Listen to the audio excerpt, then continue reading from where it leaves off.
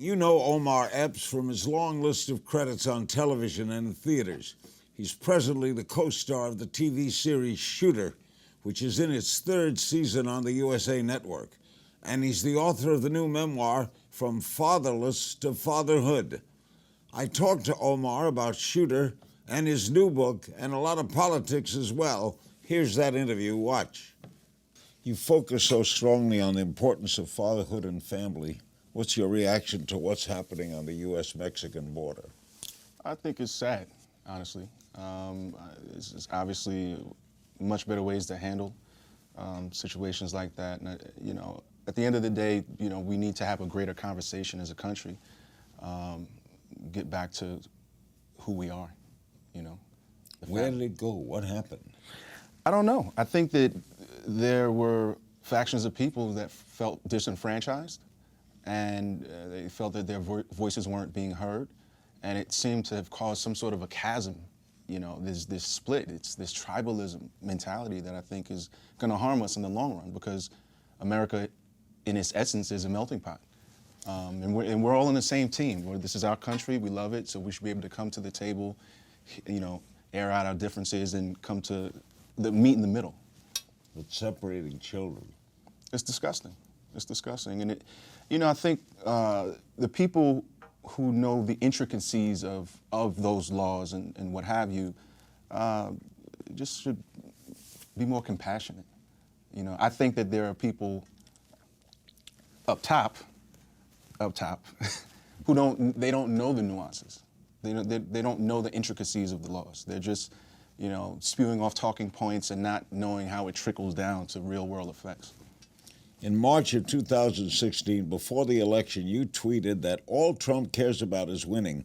He's not conservative or liberal, not a Republican or a Democrat. He's a businessman. All right, that was 2 years ago. What's your assessment now? The same thing I tweeted. He's more conservative than you thought, maybe. Well, maybe not. Maybe he's just pandering to that crowd. That's the crowd that helped him get into office. I think that he just cares about winning. He just cares about making money, and he cares about the people who support him.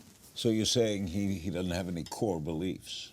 I don't believe so. I think if he thought he could have won running Democrat, he would have ran Democrat. If he thought he could have realistically won independent, he would have ran independent. Is he better or worse than you thought he'd be? Do I even need to answer that question? I mean, he's.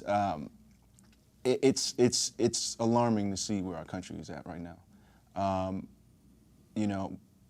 I guess you can't really judge a 4-year term until the 4 years is done. But from what I've seen now, no, it's worse than what I thought it was going to be. You were on this show right after the election, and you said you were both shocked and not shocked by what happened. You also said you're always an optimist. Yeah. You were hopeful the country would come together. Yeah. Are you still an optimist? I am.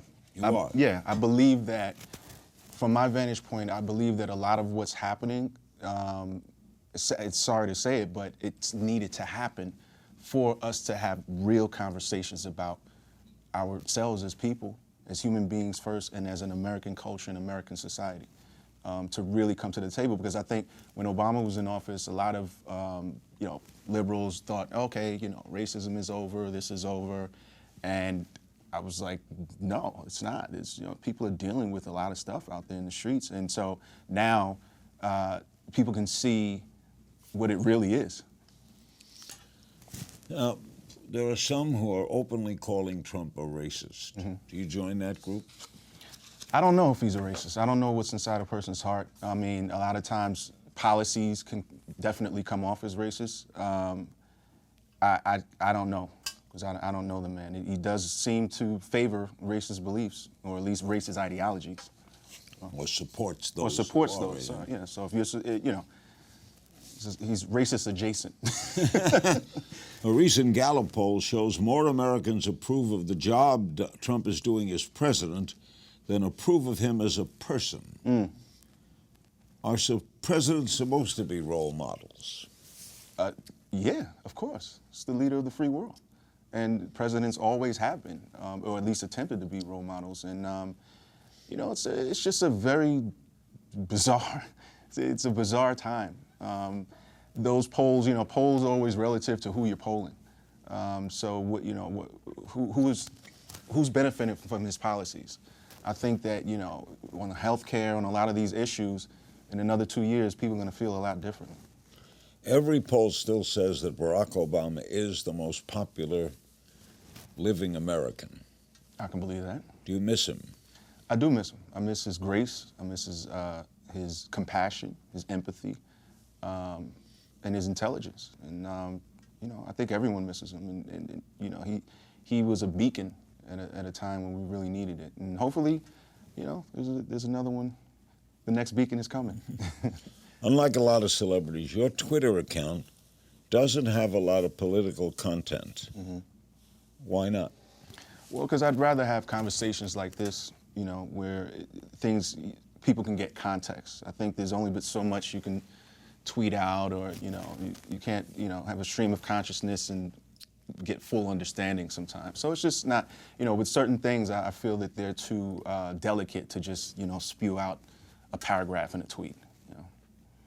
So you, in that respect, you'd rather do this? Yes, I'd rather talk about it, so when people hear my feelings or thoughts and opinions, they get the whole context of something and not like a soundbite. The TV series you're on, Shooter, involves a bunch of conspiracies and plots within plots. Yep. Your reaction to the idea that there's an unelected deep state operating in the United States controlling the government. That's Right. the plot. Yeah. Do you buy any of that? Who knows? Who knows? I think that we have our structure, and in any sector, there's always going to be some sort of conspiratorial messaging. But what's funny with our show is, like, I'm talking with John Lavin, who is our showrunner. He created the show, and season 1 was about the assassination of a Ukrainian president, and then season 2, and it's kind of like it's art imitating life, or well, we're having a blast doing that thing. Who do you play? I play a character named Isaac Johnson, who's a former captain of the Marine Sniper Unit. And in season 1, when you meet him, he's now working for the Secret Service, and he enlists Bob Lee, who's Ryan Phillippe's character, to go on a secret mission for a country, and then that just takes him down a rabbit hole. In the series, there's a bunch of conspiracies, we said, and a fair amount of gun violence. Yeah. Where do you stand on the issue of gun control? I think there need to be tougher laws on gun control, to be honest with you. I'm all for, the right to bear arms, but I think we need to revisit some of these laws, and it's too easy for anyone to get their hands on a gun. It's just too easy, and you can do background check, you can do these sort of things. It's like, it shouldn't be as easy to get a gun as it is it's harder to get a driver's license. That's bizarre, and we live in a time where we have to meet the modern times. We have to amend some of those laws, in my opinion. Your memoir, we have it here, From Fatherless to Fatherhood. Yes. What prompted you to write it?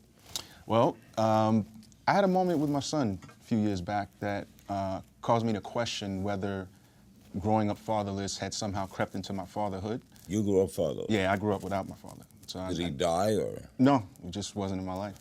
I met my father one time in my whole life.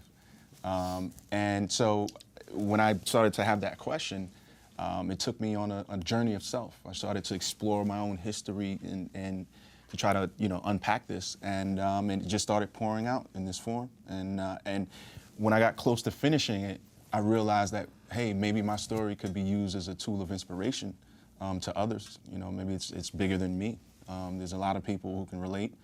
And it speaks to everyone. I'm kind of speaking specifically to men, but I'm speaking to men and women, people all across the board. Doesn't matter what color you are, where you come from. Has it made you a better father? Oh, absolutely. Absolutely. Not having a father made you a better father. Oh, well, no, I can't say that. I can say, because you never know which way it's going to sway. I think we rationalize. So it's saying, someone even said to me, hey, well, maybe if your father was in your life, you wouldn't have made it, or you wouldn't have done this. And I'm like, well, we don't know. Maybe I would be a better person. Maybe I'd be smarter. Maybe I'd be more successful. I don't know. But we have to rationalize so that we can deal and move on. So who knows? We'll never know the answer to that question. My father died when I was 9, so I didn't have strong father influence in my formative years. Right. It's hard. It is hard. It's hard, and you know, as men, we're taught to, you know, tuck things away emotionally, and you know, it's trauma, and you put traumas away and you unpack them. But as you go on in your life, it's still there. It's on your back, and you know, me writing this book is just sort of trying to share my story, and so people can take something from it, you know, and to push on, and hopefully, it can even be a tool of guidance to some people. Well, we both grew up in Brooklyn. Yes. I grew up in Bensonhurst. Where did you grow up? I grew up all over Brooklyn. So I was in East New York, I was in Flatbush, I was in Bed-Stuy, I was in Clinton Hill, so a piece of everywhere. Now, you saw a lot of crime. Yeah.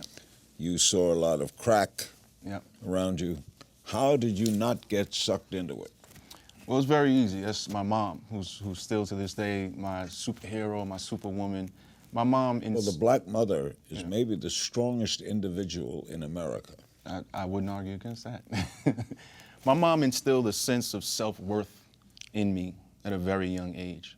And so I always felt, I always had a sense of worth.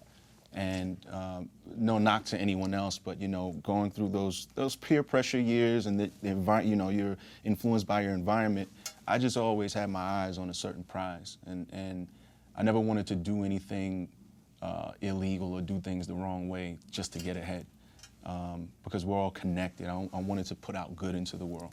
You grew up, as the title implies, fatherless. Mm-hmm. How do you learn the ins and outs of being a father when you had no father to say, I'll do this and that, I'll do what he did, right, or do not what he did? Right. It was definitely that. I'll not do what he did. But I had some great father figures along the way, I must say. Some of my closest friends, you know, their fathers were there, and so I, you know, take those jewels that they would you know, pass down. And also, to be quite frank, I mean, you're kind of learning on the job as you go, because fatherhood in itself is like life. It goes in phases. So, you know, right now my oldest is 19, and I'm like, okay, what's this? I guess we're in this phase now. How do you think your kids would say you are as a father? I don't know. They might. I hopefully they say I'm a good father. You know, hopefully they say I'm a good father. What do you want readers to take away from the book? I want people to be inspired. I want people to, because different people will take away different things. But at the end of the day, I think the main message is about the power of choice. We always have the power of choice. So it doesn't matter if you get off track, you can choose to get back on track. And for people to respect one another when they're bringing a child into the world, that person that you're doing that with, that's a lifelong bond. Continued good luck, man. Thank you so much. Love you, Omar. Thank you. Love you too.